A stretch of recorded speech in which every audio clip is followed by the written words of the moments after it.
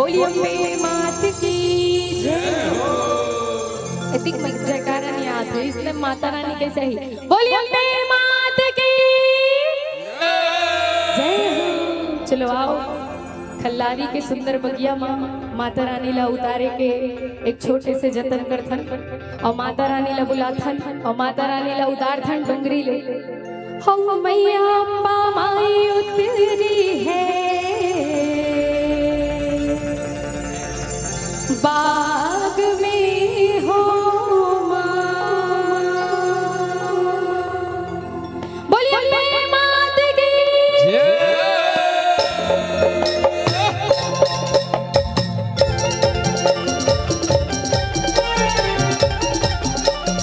जय हो मैया जय हो।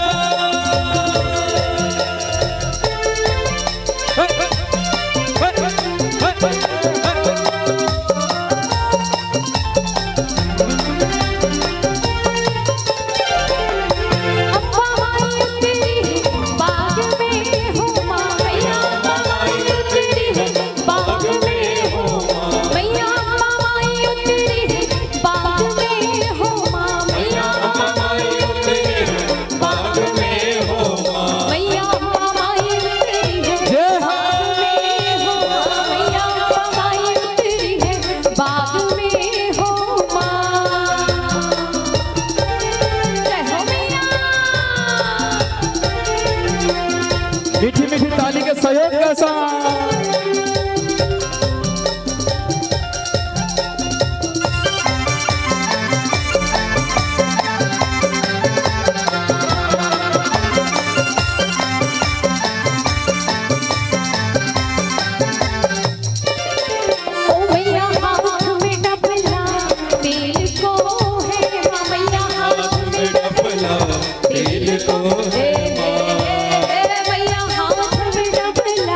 तेल को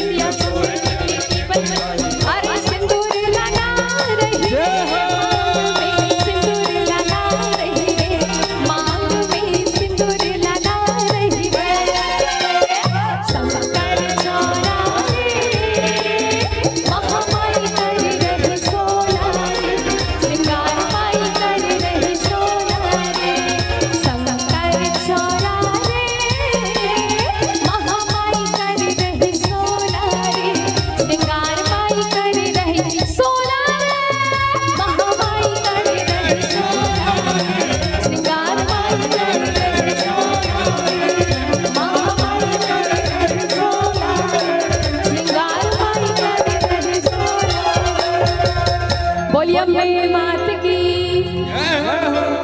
बोलिए जगत जननी माँ जगदम्बा की जय।